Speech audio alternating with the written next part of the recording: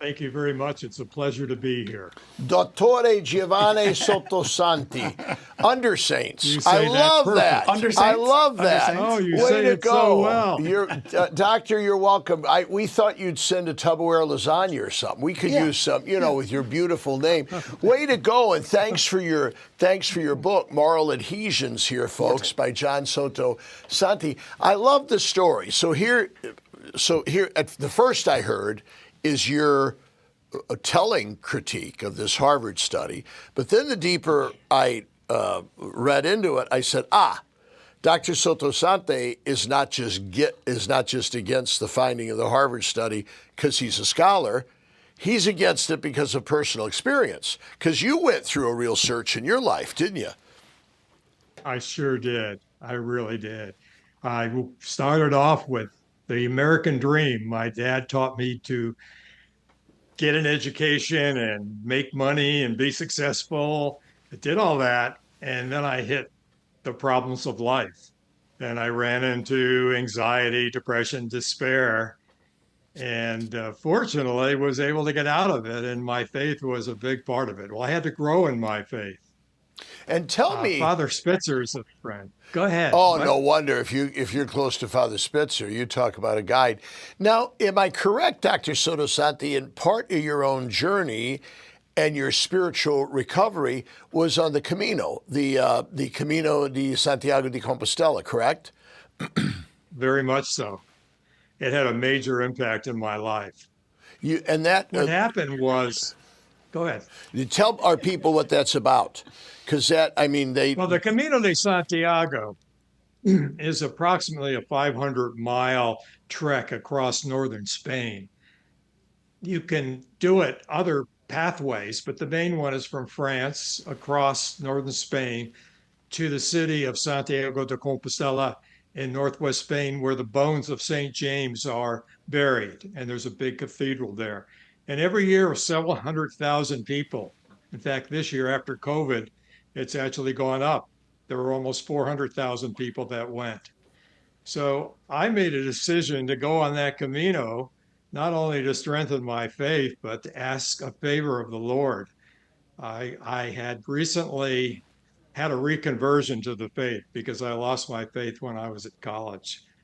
And I heard that Queen Isabella of Spain had a problem having a son. She had a daughter, and she went somewhere like 5, 6, 7 years without having another child. And then she became pregnant, had a miscarriage, and she lost a child. And she went and prayed in the tomb of a Catholic saint by the name of San Juan de Ortega.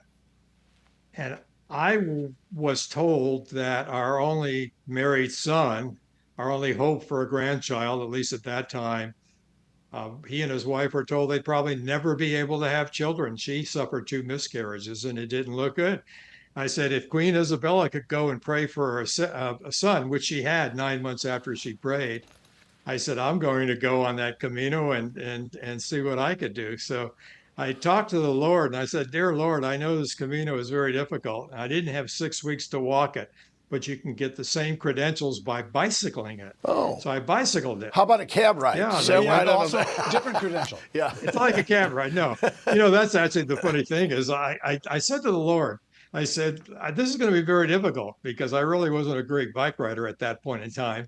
And I was 60-ish years old. And I said, this is going to be tough. But I said, I'll do it for you, Lord. And it's kind of a deal where I would go into all the churches along the way and I say, Dear Lord, I'm going to get up and ride whatever 50 miles today. And no matter how hard it is, I'm going to do it for you.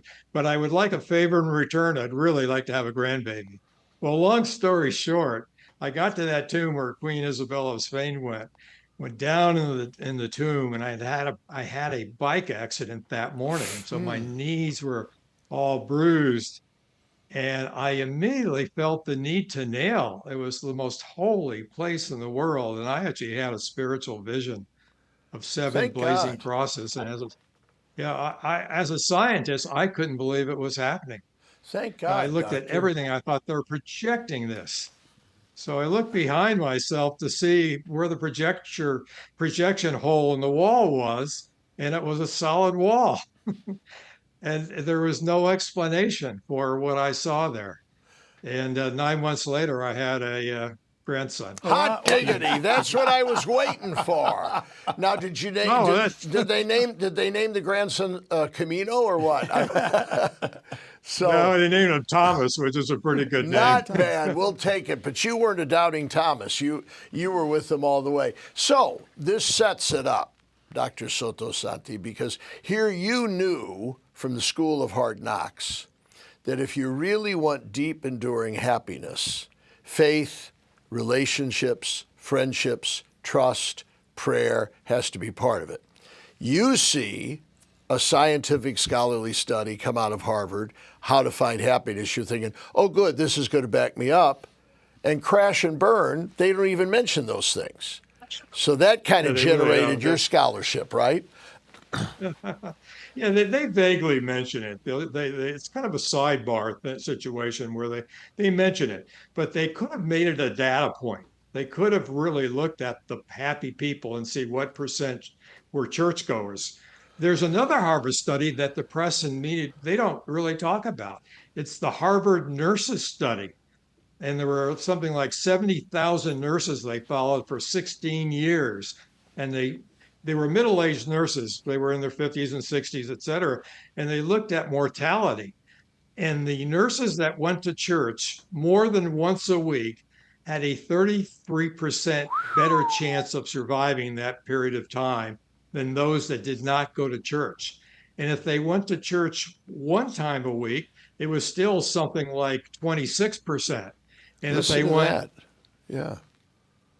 yeah, and if they went at all, there was like an 11% improvement. So it See, it really showed that faith and going to church makes a big impact on survival and in happiness, of course, too. Dr. Sottosanti, see, Father Dave and I always look for, I mean, like if we say, he and I on this show say, hey, you pray, you live a life of virtue, you trust God, you're going to be happier. They're saying, oh, yeah, those two got to say it. They're in the business.